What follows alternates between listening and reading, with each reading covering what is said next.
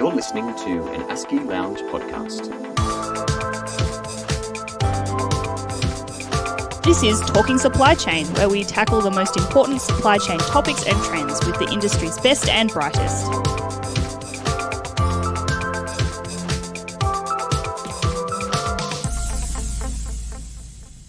Introducing our panellists for today, Matthew Jackson, ASCI Victorian Chapter President and Director for Deloitte Digital Operations and Industry 4.0, Christine Miller, ASCI Victorian Vice President and Head of Supply Chain for CBRE Advisory, and Claire Stuart, Michael Page's Associate Director for Supply Chain.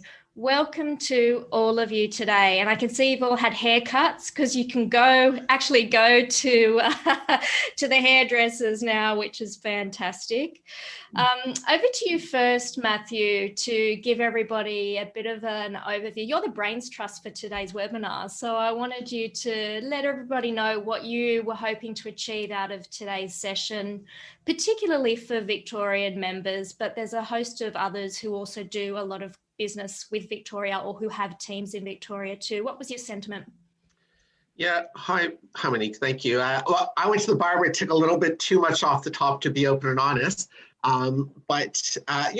Today what we were just hoping to do is have an open, honest conversation about what's been taking place in Victoria, what we're seeing, how we've been feeling, get to understand a little bit more what's going on.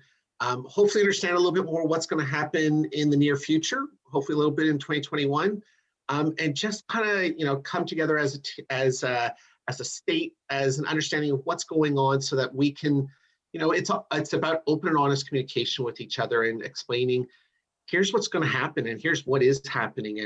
And just to hear a bunch of different people's opinions and voices on what it is in Victoria.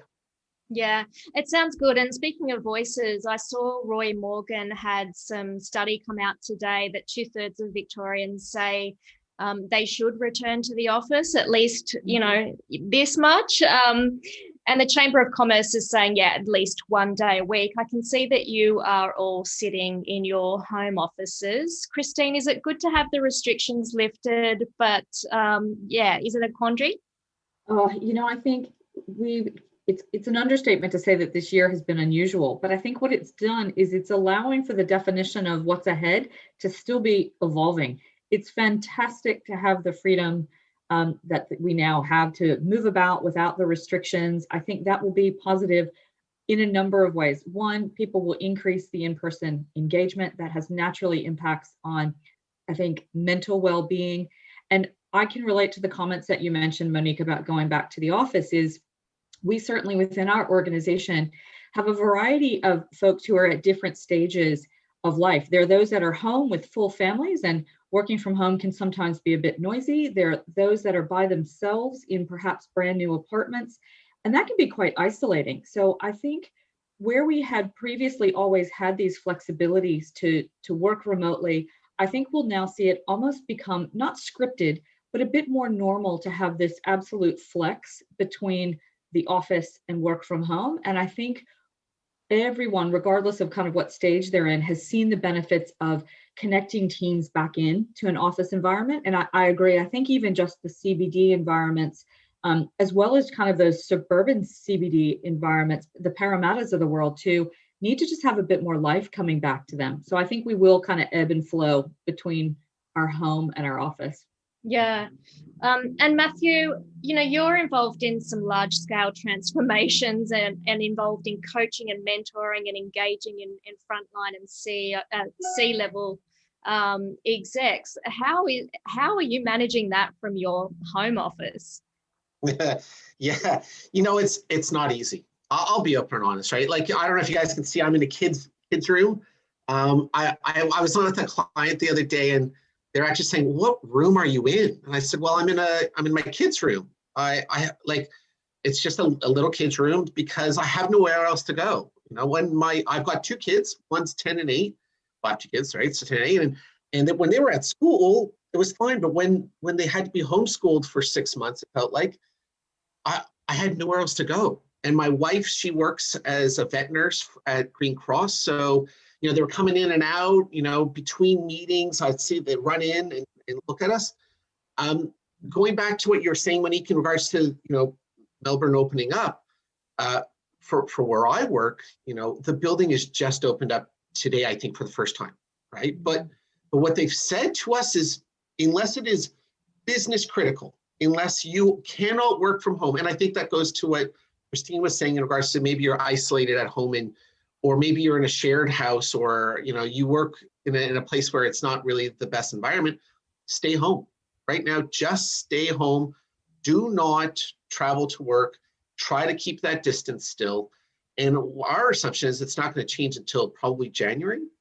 And, I can tell you, my company has offices in Brisbane, in Perth, in Sydney. The Sydney guys and team and the ladies, they come together maybe once a week, right? But you have to book your desk. If you go in on the random day, you're not going to see your colleagues. You're going to see other people. Maybe the finance department are going to be all in. The rest of the supply chain team isn't there. No one knows what's going on. And in fact, in both, I think, Perth and Brisbane, they're struggling to get people to go back into the office because they become so accustomed to working from home, right? Claire, what are your thoughts? Is Collins Street completely dead right now? Yeah, I'd say from a Michael Page perspective, we're not back in the office, and we're actually considering our office space at the moment. I've spoken to a number of what we'd call the corporate businesses that operate in the CBD, the likes of Telstra, for example, that would have had 5-6 buildings worth of 40 floors, for example, in years gone by, that have slowly been reducing their footprint. And I would imagine similar types of businesses, like Australia Post, for example, that are big employers in the CBD, they would probably be reconsidering their position as well. And I guess to Matthew's point about having to book in a desk, and what was traditionally going to be hot desking as the new latest thing, well, people aren't going to be able to do that now. And so those businesses are kind of reconsidering their position. And only this morning I was in a meeting where one of my colleagues was citing a manufacturing facility in Dandenong, where one of their planners has been onboarded during this time period within the last 6 months. They haven't actually met any of the team, any of the manufacturing guys. They're working from home, and they're reticent to return to the office, and that's caused massive problems within planning. So we are going to see, I guess, this blended working probably become more of a commonplace thing, I would have thought, as things materialise. But I guess we just don't know at the moment what the true impact is. Yeah, I'm just going to launch a poll now and see how people are working, whether in the office or at home, wherever they are around the country. And Claire, I wanted to ask you about some of those employers you mentioned really have a unique selling proposition to attract great staff because of their bricks and mortar office and how beautiful it is, or appealing, or the fact that it's collaborative or cool. They will not have that kind of edge anymore. Do you think that's the case? Absolutely. We were only talking to that yesterday about a meeting that I had with Matt a couple of years ago when I went into the office that he was occupying, and it was like a butler service to bring me a coffee with whiz-bang biscuits and marshmallows included as well. So that was obviously a selling point for, I guess, a number of the consultancy companies and blue chip businesses, is how cool their office is. That's not to say they won't be using that as an opportunity for the future, but I guess the questions that I'm asked from a recruitment perspective, from the candidate's perception, is around how the expectation would be moving forward, whether they would have to work full-time in the business, whether they would have a degree of flexibility. And I think some of the blue chip businesses had already been on board with that anyway, that had the facilities like Zoom, Microsoft Teams, etc. And if they're operating in a global sphere or an APAC sphere, they would probably know no strangers to video conferencing. But moving forward, there's probably going to be questions around how much time needs to be spent in the office. And I think probably Christine and Matt would have similar views on that, I would have thought as well. Yeah, I mean, it's really interesting. So we're talking to a lot of organizations in regards to how they're going to go either back to the office. Because a lot of businesses are actually questioning, well, if we're working just as well from home, why do we need so much space? One, why do we need to, what do we want to do? And how do we then integrate our people when they come on board? Because it is that, it's that onboarding process. It's that making sure people understand what's going on in their own little work environments and their own communities. And then, it's such a different mindset now, because people are going, well, if we're only going to go into the office 40 to 60% of the time, right? There are some roles that, if you're in, I'm going to say it, if you're in manufacturing, you've probably been in the factory 100%, right? Or close to it, right? Depending on the type of environment. If you're an operations guy, you're probably right in there. If you're the operations quality manager, or if you're the planner, right? Maybe not the planner, maybe the planner's at home, right? But all those people are trying to figure out, do I have to work from home now, or can I go back in the office? Because there is that variety. And I know in my work, and we were joking about that, I used to press a button, and in a client meeting, someone would come in with take an order and say, would you like tea, coffee, smoothie, or whatever, right? Don't get me wrong, it's lovely, but so now I have to press my own button for the kettle, right? Would I rather do that? Actually, you know what? I would. I'm not a pretentious person. I actually quite enjoy the being able to work from home, and it shows people that you are able to do your work. Where previously, I think people didn't always think I was working, or didn't think maybe we were all working, and people had different perceptions. So I actually would go, I think I know my organization do polls all the time internally, and we were saying something like 40% of the population pretty much are saying we're never going back in the office, right?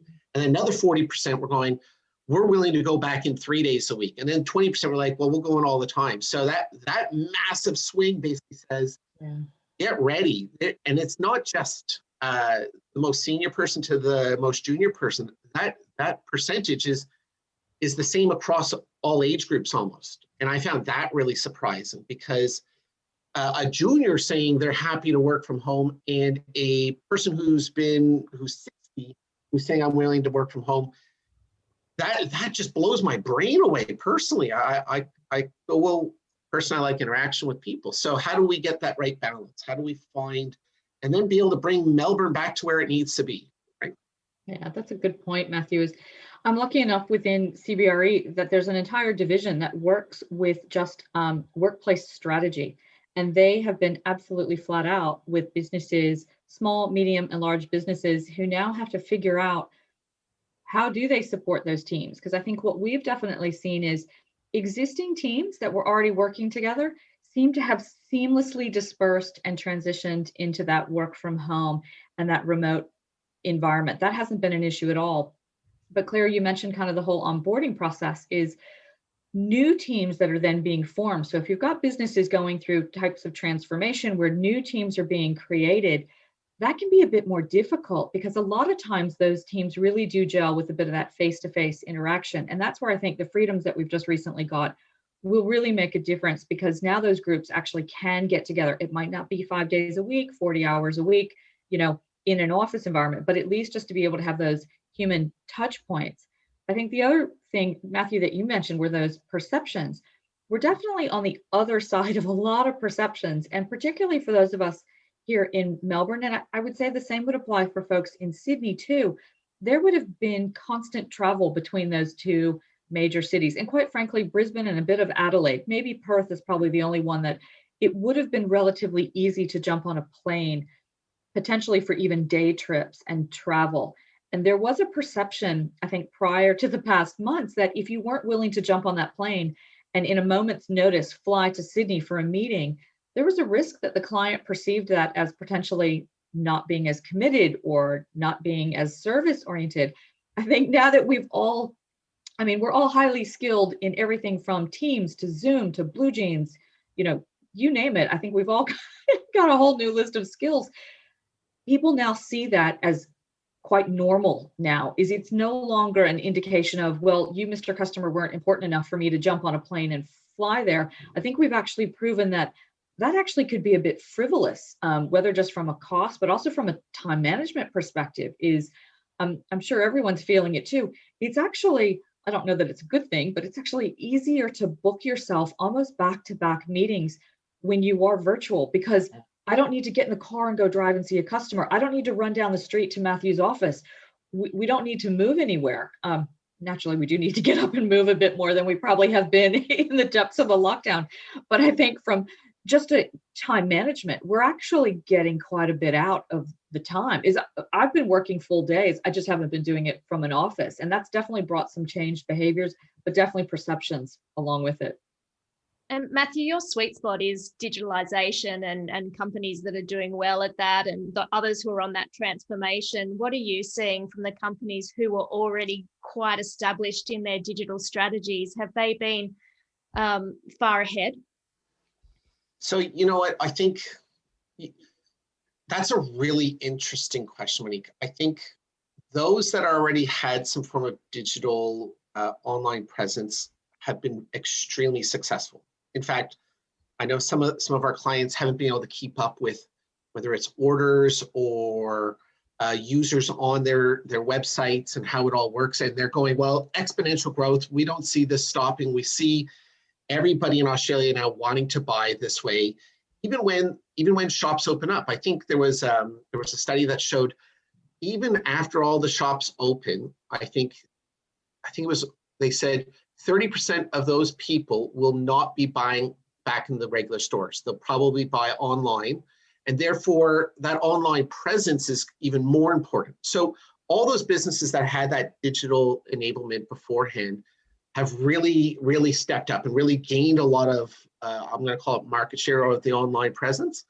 At the same time, boy, oh boy, has it been hard also for organizations to keep going in their digital ambition, right? Because, if you're talking about, let's talk supply chain here, right? We talk things like control towers. We talk about digital supply networks. We talk about in your manufacturing environment, your smart factories. You talk about all these things that are trying to enable your capability to take steps forward.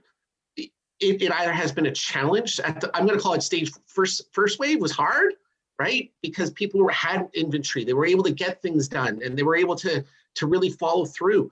Then there was that little lull, and everybody started to buy a lot more digital capabilities. And they were like, we need to be on this, we need to get this visibility, we need to understand what's going on, all through our inventory levels, all through our planning cycles, all with our customer education, what's going on so that we're actually delivering to the expectations. And then when stage 2 hit again, or part 2 of COVID for Victoria, it then said to everybody, we needed even more, and we don't have visibility. And once they started to shut down our DCs and saying to people, really, you can't even be outside after 8 p.m., and everything started to slow down, if you hadn't gone digital, you were starting to suffer. You were starting to lose that ability to make the right decisions at the right time. So there has been a huge push. You know what? I'll also say that the Australian government has noticed that, right? So I think one of the really interesting things, and this goes for all our supply chain people, whether you're in a big organization or a small organization, there are going to be some government grants that are coming out. I joke with people, there's my MAGA hat, which is Making Australia Great Again hat, and it basically is the modern manufacturing strategy.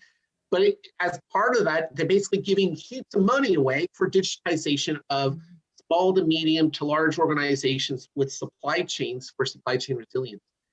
And that's what's going to help Australia and all the Victorian and New South Wales and Queensland and Perth and everybody in Western Australia companies take that next stage, right? So if you haven't gone digital yet, this is going to help us all get more digital so that we are more competitive from a supply chain point of view, so that we can keep growing as a country. But more importantly, it then helps our supply chain departments have better visibility and that seat at the table that we're always talking about. Yeah, it's a great opportunity for us, isn't it? And we were talking in our previous conversation about Victoria's manufacturing community, which is the state's fourth largest employer, 13,000 businesses and 286,000 employees, quite a lot. We were wondering what part of that went completely into lockdown and what part of that was allowed to stay open and started to thrive, either through their digitalization efforts or just through the fact that it was consumer demand. Christine, what were your thoughts on seeing your clients that were just overwhelmed by the demand and the busyness of things? Yeah, I think we've seen it referred to as the K graph, and it's not just manufacturers, it's also applying to retailers. There are those that under the lockdown and with a good digital strategy that could engage with online and had access to their inventory, they saw a real increase in demand and saw volumes really explode. An example of that is we've been doing quite a bit of work with baby bunting, and naturally, the babies continued to arrive in the pandemic. Parents needed to continue to outfit and watch as children went from infants to toddlers and that particular product sector. So they maintained their retail stores as well as saw just a real boom in their online. So they really kind of stretched the DC to the max in terms of being able to handle those orders, keep store replenishment going. Another one in a different sector would have been office works as well, because when we all transitioned to work from home, and also I saw it too with my own children when they transitioned to homeschooling, is all of a sudden where we probably would have been tapping into supplies and things in a central office. Well, now all of a sudden, not all of us had everything that we needed at home to be as efficient as possible. So they've seen a big boom. And I can see that the office works deliveries are still continuing here to my house, even once the kids are back at school, because now they've realized it's so much easier than waiting until Saturday and actually popping into the store, is just ordering things when they need them, whether it's for reports, projects. So they've seen a continued boom in that. I think we've also seen some that have had different experiences. Food and beverage seems to be one that has had some winners and losers in terms of that. And I think what it's also driven is it's driven changes in demand as well. Because if you look at grocery and food, even just taking things like soft drinks, is previously there would have been really high sales of those convenient cold beverages that are by the checkout. So when folks would be popping in to the Kohl's or the Woolies, whether that was at lunchtime, during the day, or on the way home, and grabbing a convenience drink.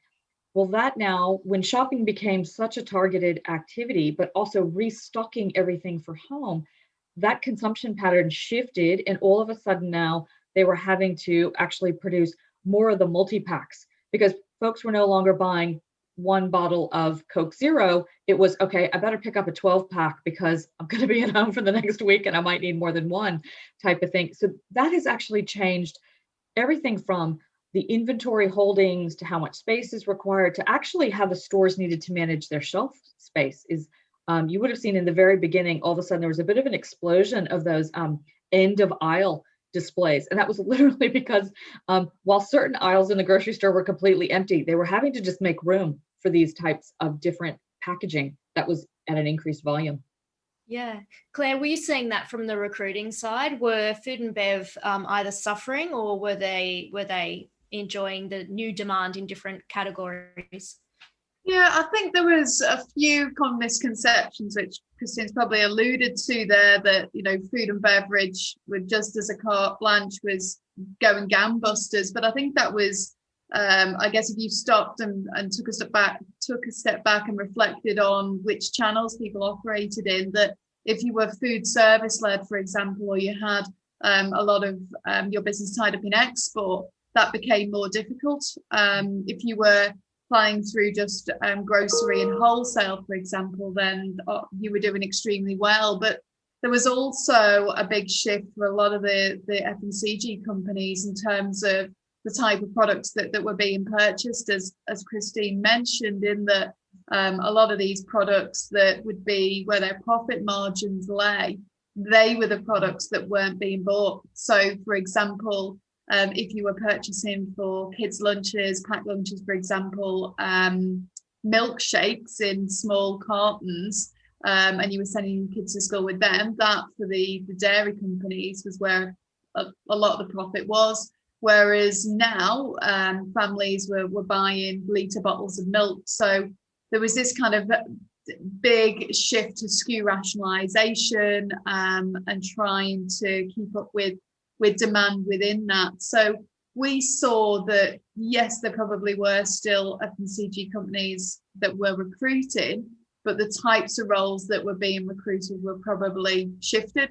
And businesses that the likes of CUB, Treasury Wine, that were supplying into on-premise, they were then probably utilising those personnel in other areas to support the growth in retail. And to Christine's point about Coke Zero, I chatted with the guys at CCA this morning, and they confirmed to me that was the case, that cans, big multi-pack cans that people just can't get enough of, so they're having to then utilise and shift their manufacturing facilities to produce more cans, which then in turn has a knock-on effect with the packaging companies. But on the other side of it, when you look at e-commerce and how that's driven and shifted, they've seen the likes of Catch, for example, massive spikes in demand, but the consumer behaviour has been quite different at the time of day that people have been purchasing products has changed as well, which has shifted their picking patterns in the background. The types of products that people have been buying. I remember speaking to the head of logistics over there a few months ago, and he told me bread makers, people couldn't get enough bread makers. There was a product that they brought in, which was to do with exercising at home, and they bought 6 months worth of inventory. It sold out in 3 days. So it was just crazy. And to Matthew's point about, I guess, digitalization and retailers, the guys that were ahead and already had, a footprint, an online presence, and could shift, they were the ones that have probably done the best out of it. So from a recruitment perspective and lens, seeing, the retailers that have invested or looked at transformation before this, the Reject Shop, for example, they've recruited quite heavily through this as well, and being quite savvy with their offering to bring from Tesco, which is already sourced product that Tesco probably had, and they've already got these relationships set up. So sometimes it's a bit of luck. I spoke with the GM of transformation at Coles Liquor, and she had said to me that prior to this, she'd actually moved a lot of their operation to Bev Chain in the background, which freed up a lot of space in Coles DCs that they didn't think they were going to need. And then all of a sudden, Coles got an edge against Woolies. So we're able to utilise the Coles Liquor space for other products. So, nobody could predict what was going to happen. We still don't know, but sometimes it's a bit of luck as well. Yeah. I think, yeah. Matthew. I was just going to follow on what Claire was saying there. I speak to quite a bit of organizations, and I try to find out from my friends who are in supply chain how their supply chains have been affected or how they're being affected now, right? And I was on a call with a guy yesterday, and he literally said to me, I said, wow, it must have been such an amazing time. You've got a lot of product at the retailers, Coles, Woolies, Aldi, Metcash. How's it going? He goes, yeah, it's been okay. Not great. It's been okay. So one, he goes, Matt, I've got food service, right? So my food service business, if you've been involved in food service, it's probably been smashed, right? So food service is that stuff where you're bringing to your restaurants, your stores, and he makes a lot of one product, let's say muffins, that are probably put all through Melbourne, right? And he goes, completely stopped, right? He goes, we also would make muffins, and it goes back to that packed lunch. He goes, normally I make a lot of muffins for packed lunches. No one's buying packed lunch muffins right now. And then on the flip side, he goes, but all my frozen stuff, all that stuff is going gangbusters. But the problem is we also have capacity constraints, right? So, no matter how much people want, I can't make more out because of that overall process of making. Yes, I've got extra shifts. Yes, I can do that. But when you have a demand spike of, let's say, from 100 to 150, well, and it's already taking you 5 days, how are you going to get that extra out, right? On top of that, I was speaking to another person who is in a similar environment, and they go, Matthew, the first wave, we did really well. We probably had too much inventory, to be open and honest. And, we were very lucky because our inventory, because we had so high, when COVID hit and everybody bought everything, it looked amazing, right? It was like, hey, you guys really did a great job here. Then Kohl's and Woolies have come back and said, we want more, right? And the salespeople are going, we want more. Now, the planners, the supply chain team, the operations team are going, we can't make any more. We physically can't. You got to just push back. And the salespeople, obviously, right, are going, no, I want to make that sale. And then we're like, they're stuck in that, what do I do? What do I don't do, right? And, you can, as I say, you can only make as much as you physically make in 7 days, 24 hours, right? Unless you do some form of improvement. That's where that next challenge came in, right? And you can't make improvements when you're flat out and you've got COVID and you can't bring people in to upgrade your machines, and you can't bring people in to help you from a digital point of view or even from an operational point of view, or how do you improve what you're currently doing? And there's been a lot of challenges on that.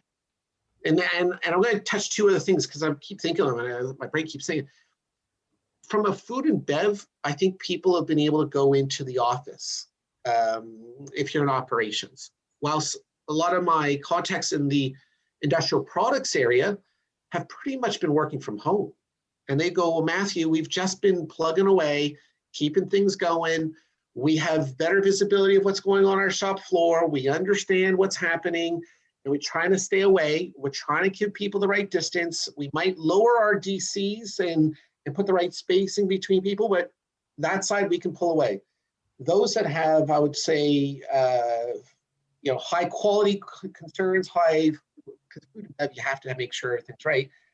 It's just been full on. You're still in the office.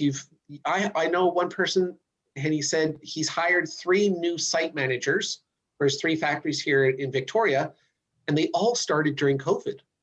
Right? So it's not like the market has stopped either. It keeps going because people are still needing to work. People are still growing and doing things.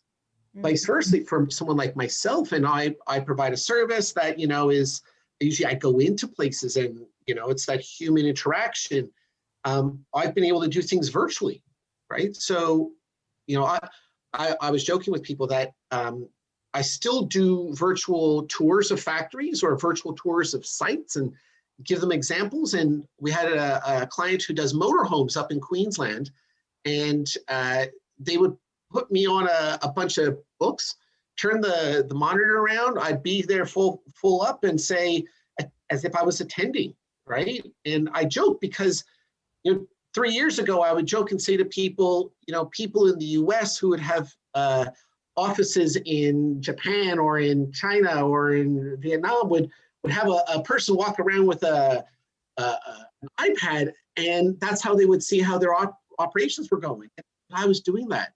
People were walking around with their iPads, holding me around, and I would attend kickoff meetings, S&OP meetings. I was doing all that virtually, and I started to think, well, what's the difference? How can we, as everybody, keep growing and keep doing things? And that ties back to what Christine was saying: is we're probably not going to travel as much, right? I don't see myself traveling all the time up to New South Wales or to Queensland if I can do it virtually. Why should we have to do all of those things? Because previously I was always thinking it was more of a frivolous thing. Client engagement has changed, discussing challenges and coming up with fast solutions and being able to bring global experts in everything we all do has completely been changed and turned on its head because of the digital capabilities people have. Yeah. Wow. Take that in, everyone. Christine, what about you? Are you on a little iPad going around the warehouse with your clients? Yeah, we have. We've been doing the same thing. For where, like, I've actually got an on-site visit with a client the first time in months on Friday. But up until then, yes, we've been and particularly because we cover nationally. So what we're seeing now is, okay, some of the other states have a bit more freedom. So what we've been doing here is where businesses have had folks on site and we were restricted, we would actually use their staff to then kind of do some observations. Where we've been able to have our own team members in other states, we've had them go on site and then jointly with the client. So whether that's using anything from FaceTime to Zoom, really, and even GoPros, and just really having an opportunity. And I think when you take that experience, because the outcome from those projects hasn't been any lower quality than previously when we would have been going and physically being there and possibly physically having a team of 2 to 3 specialists on site at the time. So I think we've proven that the technology can still enable a really strong outcome for the client. So I think that will start to change how we look at kind of the execution of supply chain. I think it presents a really interesting, when you talk about access to global talent, if you're more comfortable with those technologies, it becomes increasingly easier to tap into expert skill levels wherever they may be. So I think it allows for your organization to just be a bit more dynamic and nimble, to be honest. Yeah, we've lost Monique. I know, and I have a message that says I'm the host now. Well, well, you know what? Let's just keep going.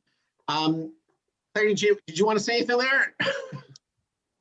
Yeah, I mean, it's interesting, I guess, the change in landscape and what things will look like moving forward. And I guess supply chain's changed a lot over the last 5, 10, 15 years anyway. And there's a bit more of that commerciality about it. But something that I've been talking to and with HR professionals and senior supply chain professionals about is probably engagement and different personality types and how that's changed and shifted during this time period. So what's been quite interesting is historically the more introvert characters getting involved in an S&OP process might not be at the forefront with their peers in a room where they're having, I guess, a stand-up face-to-face meeting to discuss things, whereas in a platform where they're on a screen and they can see everybody, and it's a bit more of a fairer playing field, that the introverts have actually done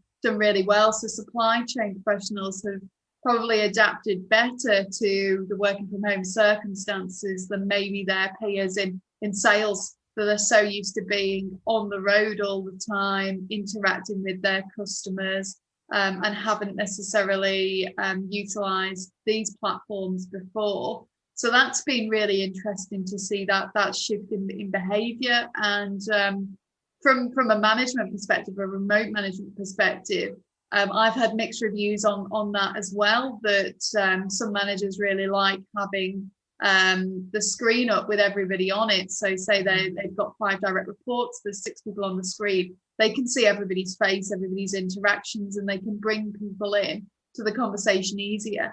Whereas other people that are more tactile probably use their body language a bit better within a face-to-face forum. Those individuals have maybe suffered more in a platform like this. So that's probably an interesting discussion point as well, is kind of how behaviors change through this time period. Yeah, Claire, I'm gonna follow on that. So personally, I'm a touchy-feely type person. I like to see people. I like to do things. I like to read people's body language, right? And it was interesting, that question that went up a second ago is like, do you like doing digital meetings? The first answer is yes. I don't mind them. But where I find I struggle sometimes is when people don't have their cameras on, right? Because I can't read their reactions. And I'll be open and honest, I did a pitch yesterday to a client, and there were 7 of them, and there's 4 of them from my business, and all 4 of us have our screens on. one of them have their screens on and the 6 of them don't, I have no clue how to read that engagement. Am I even saying the right thing? Am I talking the right language? How is that going? Because that's how I can usually, I'll call it reading the room. I can ebb and flow with people's reactions. If there's nodding of the heads or a smile or that makes sense. When I don't have that, it's a lot harder, right? You have to find alternative routes. You have to get in touch with them. You have to bring them into a conversation a little bit more. You have to try to bring something out. And for some people, it's perfect. It's really good. They get to see a lot of people. I do find it struggles when it's like, let's say if there's 20 people on the Zoom, I can't see everybody's body language always. I can try to do it. If it's about 8 people, I'm pretty good. Anything more, I'm starting personally to struggle with body languages and how people's reactions are. So yeah, I'm enjoying it, right? Because it's stuff I've been doing for a long time, but at the same time, I look forward to the opportunity to be able to go see people and do different sessions. I will say this, I celebrated the moment I could go and have a coffee with someone, right? In Victoria, we weren't able to do it for such a long time. Being able just to go outside and speak to people and have that human interaction has been fantastic. And I know it's also going to be really hard for people transitioning from where they are now to where they need to be, because both it's been hard mentally on people throughout COVID. It will be also hard on us post-COVID, mentally and emotionally. Yeah, so that's a good segue to ASCI networking events and what your chapter's thoughts are on that, with obviously Perth kicking off on the 3rd of December. It'll be great to see how it goes there. I've also got a poll here to launch. Would you be comfortable returning to an ASCI networking breakfast? So we'll wait and see the findings of that. But your thoughts, Matthew? Well, my first question I was going to ask, Monique, was, is the Perth one going to be virtual? As in, is there going to be a camera and we can all watch, or are we back to basically our own chapters doing things again?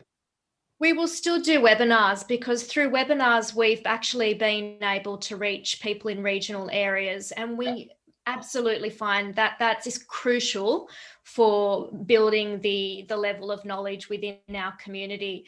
But the face-to-face events for members is really a special thing we just don't want to try to hybrid it. Okay, so I would say, obviously I can't see us doing anything this side of the year, right? This side of Christmas. I would love for the chapter to come together in the new year, to do safe COVID discussions and come together to ensure that we're all talking, communicating, learning, right? And that's the main thing for me, is the sharing of learning and experiences. Today, I've heard from Claire, Monique, and Christine about how things are going. You know what? We've got 23 other people on right now, and there was, I think, up to 30. I'd love to hear how they're doing, right? And what's going on. And so I think we, in the first quarter of next year, we should be doing stuff again, where hopefully in Claire's office again, if Claire's back in the office, right? You can see how it's challenging, right? Because it's, where is it going to be hosted? Is it a safe environment? How can we do this? Do people feel comfortable? And I think we as a community need to ensure that, 1, we're safe, 2, you feel comfortable, 3, if you're not comfortable, we're still doing things of this nature for the Victorian chapter. And if you are comfortable, let's do some face-to-face things. So my gut with Christine and Claire is we're going to be pushing both of those aspects to start with, so that we keep both people happy of our spectrum. Yeah, I guess. Your thoughts, Claire? Yeah, I'd say I mean, it's great that we've got the first one happening in Perth. So let's see kind of what happens there, what happens in Sydney, because these are the blueprints. These guys have been operating in the COVID normal world longer than we have. We've probably got a few weeks to go before we really kick back into what our COVID normal will look like. So I think it'd be interesting to see the feedback from there, and then build on, you know, what's worked, what hasn't, and what we feel would be right for our community here in Victoria. Yeah. And Christine, what are your thoughts of getting out and learning and sharing again? Yeah, I think I, for one, am absolutely looking forward to it. I think the opportunity to gather as a group, and whether that's over a glass of juice or a glass of wine, and kind of, you know, just collectively catch up in terms of how's everyone doing, what are the challenges the members have had. One of the things that I think probably kind of the wild card is our ability to do that successfully is also going to be guided by what type of restrictions we receive and what defines COVID safe moving forward. For example, social distancing and, for example, even face masks. It's going to be very challenging to have certain networking events, to have people have casual conversations if they're 3 meters apart from each other and both are wearing face masks, type of thing. So I think we do need to just, again, hopefully get the next round of information from government in terms of those restrictions so that we can make the events as productive as possible, to be honest. Yeah, that's right. Look, are you guys after some more help on the committee? I know we've had a surge of Victorian members, especially in August, September, that we seem to have a spike, which is great. There's a lot more to service. Would it be helpful to get some ambassadors, some specialists in different areas to complement the committee? Monique, I'll say 100% yes. So if anybody who's currently on the Zoom session today, or if you're going to listen to the recording, please reach out to any one of us four, and we will then bring you into the team so that we can all continue to make Victoria ASCI great. So yes, please. So we've only got a few moments to go. Last comments from each of you. Matthew, since you've got the floor, what are your last comments on the state of our state after stage 4? Look, I think the stage of our state, I think, Victoria, we've had it hard this 2020, right? So we've had some massive challenges, mentally, emotionally, physically. I do joke Tuesdays are my worst day. I think at one point during COVID, I did 200 steps for every Tuesday of like 2 months. And I figured 2 steps was pretty much me getting out of bed and going to my computer. And the reality is it's getting better. The markets are getting better. The organizations are changing their mindsets and they're looking to support supply chain even more. They're looking at that digitization. They're looking for people who've got skill sets in supply chain, whether that's planning, supply, demand, operations, distribution, logistics. These things are all going gangbusters right now, right? We are a strong area of business at the moment, and we're at front of mind. And organizations are realizing how important the supply chain is, not just to them, but to the overall capability of how they're going to be able to service their customers. So we should really be proud of ourselves for being able to go through the last 6 months, coming out with a smile. I saw some really crazy haircuts and some really bushy beards and different photos to who they are now. And I'll say well done to all of us. I'll even say thank you to Christine, Claire, and to Monique for all your help over the last little bit. For all of us, it's been a journey. It's been hard, but 2021 is almost on its way, right? So I guess keep your head up. We can keep going, and we'll still strive forwards. Yeah, no, that's a great way to end today. Claire, what are your last thoughts? Well, how do I follow that? Ever the positive chap is Matt. So I guess for me and what we found interesting, so I'll bring some stats into it. We hosted a session with Paul Bloxham, the chief HSBC economist, back in April, and the hiring sentiment for those stakeholders that were involved, that was a few hundred stakeholders at a time that had hiring influence. They were in quite senior positions across different sectors, different disciplines. 23% of those individuals said within the next 3 months that they would be hiring. We held another session with him a few weeks ago, and that was up to 50%.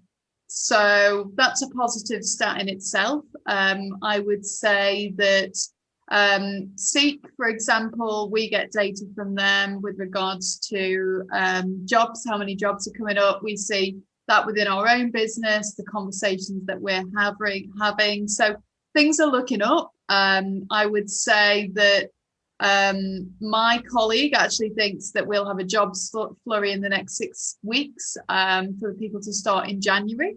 That's his thought. My thoughts are that people will have leave banked up, and now we're able to be released from the zoo, shall we say, that people will take the time off and things will pick up in January. Either or, that's 6 weeks. So we've had 6 months of what we've been through. I think the next 6 weeks will be telling. It's interesting when we talk about supply chain. 6 months ago, probably people on this call would have had conversations with friends, family over the years, and people say, supply chain, what's that? Right. What do you do? Now it's been a real buzzword, and it's become quite sexy to work within supply chain. So it's definitely a good spot to be. To echo what Matt said, I've been offered over the years many different opportunities to recruit in different areas, and I've always said no, because supply chain for me can be such a grey area in terms of how businesses view it, the job titles, the remit of responsibility, and it's a role and a remit that you can really make your own and make a difference to a business in quite a substantial way. And that's now being recognised by a lot of the big news channels, for example, have been having interviews with different businesses, and they've always been talking about their supply chain. One of the, I guess, most interesting Melbourne startups here, Who Gives a Crap? They ran out of toilet paper, massive toilet paper saga. Who'd have thought a year ago that we'd be all talking about toilet paper? But we were, and they really we're doing exceptionally well. And the guy that owned the company was talking about their supply chain. I'm doing a lot of work with a company called Sleeping Duck at the moment, who are one of Australia's fastest growing startups, set up by 2 engineers a few years ago.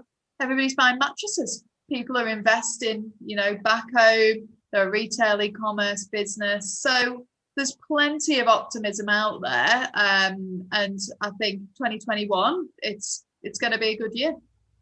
Oh, great. Thank you, Claire. And it's a pleasure working with you. Christine, you've got 1 minute to sum up. Well, I think I would just maybe tag on to what Claire was saying, is I think the silver lining to all the, misfortune that we've had this year is that more people are using the term supply chain and are aware of supply chain. So I think the silver lining is that it's created an awful lot of awareness, but also opportunity for the skill sets that we have within the sector. Yeah, wonderful. Thank you. You've been great panelists. Raise your hands, please, for our panelists today, the Victorian chapter. It's so great to work with you guys. I'm really looking forward to 2021. And thanks for sharing your expertise today. Thank you. Thanks everyone. Thanks, Monique. Thanks, everyone. Bye-bye. Bye. Bye-bye. You can stay on if you would like to do some more work around your registration. With me, Monique Fennick, I'll be continuing with live Q&A if you'd like to stay back. Live Q&A. Oh, geez. Yeah.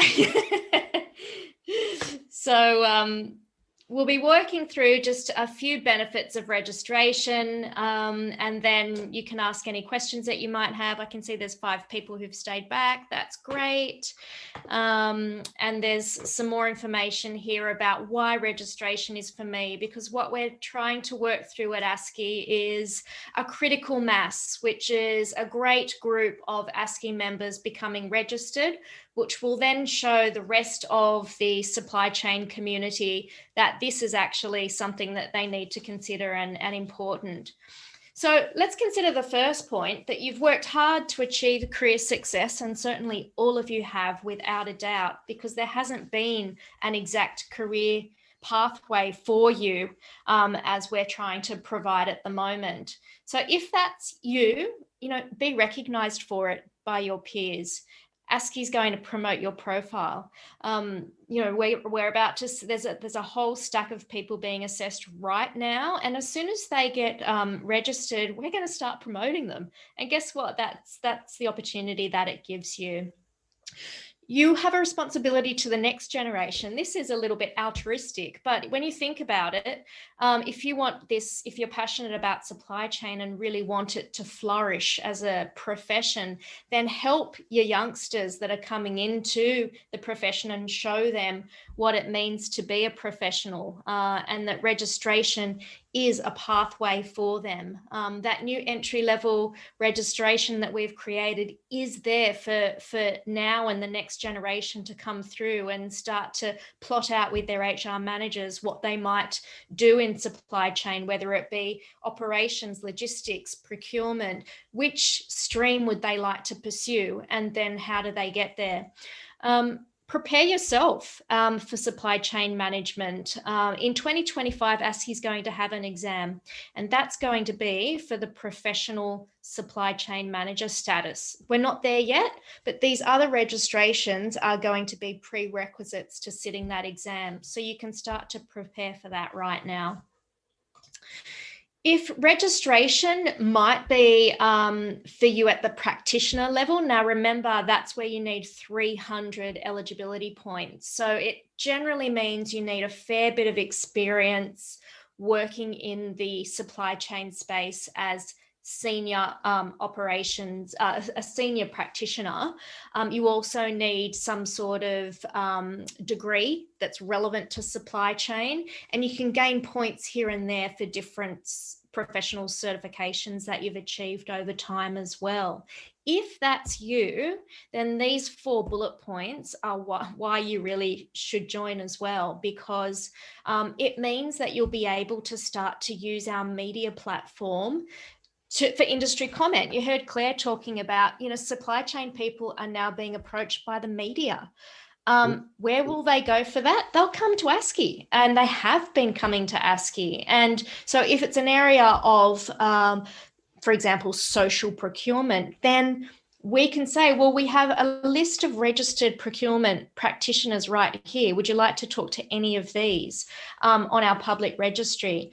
So the other thing that a lot of you might have with an APIC certification is a bit of a headache around keeping that maintained, because every 3 years you have to present your CPD point maintenance to APICs in the US, and it means scrambling about and grabbing the bits and pieces that you might need.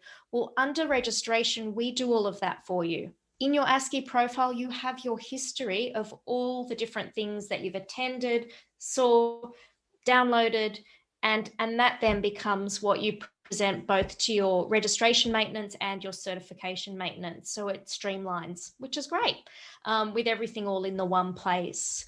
So be featured on ASCI's public register.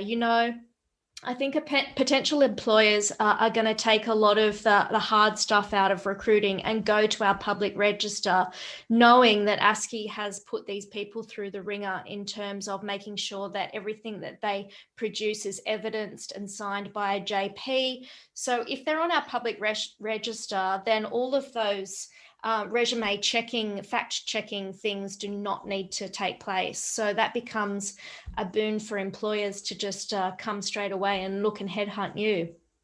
And then there's the participation in exclusive executive roundtables within the stream that you've selected. So if it is procurement, then you will meet on a quarterly basis with other practitioners in procurement to look at our body of knowledge and see where it needs to be elevated, enhanced, scrutinised, so that we stay on top of the very latest within our continued professional development program. And lastly, why should you start like right now, seeing the year that we've just had? Well, there's a lot of scrutiny around ethics at the moment, and you will know right now with shipping costs and things that are going on in our community that you just say, I don't feel fully equipped to handle that. Well, our ethics management program allows for you to tap into ASCI's resources exclusively just for registrants, people who are registered under the scheme. And there's a committee that you can actually have confidential conversations with. And that just arms you before you go to your direct report, just giving you a little bit more knowledge around that particular area of legislation or that particular ethical issue that you're dealing with. So that becomes, a really great reason why get on the front foot now on some of those things. And of course, with our conference coming up, you'll get 20% off the ticket price. That's about $500. If you're planning on coming to the conference, try to get registered before then for that $500 discount. The post-nominals, start using them. If Claire was talking about January being a big time for reaching out to the community with new jobs, etc., why not put some post-nominals behind your name on your LinkedIn profile? That would be something that would really stand out on your resume from others. And it's about standing out from the 200 other candidates that you're looking at doing. And registration's free until February. So that's another good reason. Look, practitioner registration will be $375 per annum. So it's $100 more than membership, but we really are going to start to deliver more value to those registrants. And whilst it's free right now, I think by the time 12 months comes around, that $375, the value will be very evident. So that's our plan, and we hope that you'll come along that journey with us. Are there any questions, or were you happy to just listen to that? You can type something in the chat box or the Q&A box or raise your hand. It was a very good session today. I think everybody really did enjoy that discussion. Oh, you have a question, Matthew. Monique, I do have a cheeky question, okay? So registration is free for ASCI members for a limited time until February. Yeah. And that registration is for a year? Yeah, well, that's right. So no, registration is once you are registered, every 3 years, you just have to provide the CPD point maintenance report to say that you've maintained that. So it's very similar in the sense to a certification, in the sense that over that 3-year period, while you're current, you will be doing more professional learning in that space. And then, so that's once every 3 years. Okay. But underneath of that, you do have to have a membership to renew every year. So it'll be $375 every year for a registrant to be able to access the CPD program. I think I was just trying to make sure that there was no benefit in waiting until the end of February to do it. I think because it's a 3-year element, you might as well sign up now. You might as well register now rather than wait to the last minute. I'm a little bit of a lastminute.com type person. So, I would encourage people to register as soon as possible. Yeah, look, and I'm here and the national office is here, inquiries@asci.org.au. Ask a question and just say, here's what I've got. I've done the assessment on the ASCI website. On the process tab on the ASCI website, there are 2 Excel spreadsheets that you can download, and it's got a calculator in it. So you can just go through and work out what your points are. You might kind of be across maybe 2 camps. You're not sure whether you're an associate or a practitioner. Our advice is to just apply and let the technical assessors do that job. And applying means uploading all of those evidence things into your ASCI profile. Yep. There's a section there for document uploads, and we want to see people just, going for it and applying. And then the technical assessors will work with you to say, well, you are on the border of associate and practitioner, so the gap might be just 6 more months with your employer, or the gap might be, one more professional certification, which you were thinking about doing anyway. And, so some of it might be that in order to get the eligibility points. Yeah. Okay. So we've asked all of our conference all of our conference speakers to become registered before the conference. So that's going to set a good example. And of course, like yourself and all our chapter presidents and chapter committees are also there for to become registered and set the example. So I think we're done for today. Great. All right. Well, thanks everyone. And we'll see you back here next week for next Wednesday's ambiguity webinar, which will be another good follow-on from today's discussion, talking about getting out there and doing face-to-face meetings, how you'll feel about that. What are some awkward situations you might get in when someone tries to shake your hand and you're like, oh. So, I think they're good ones to end the year with, so we can all start visualizing what 2021 might look like.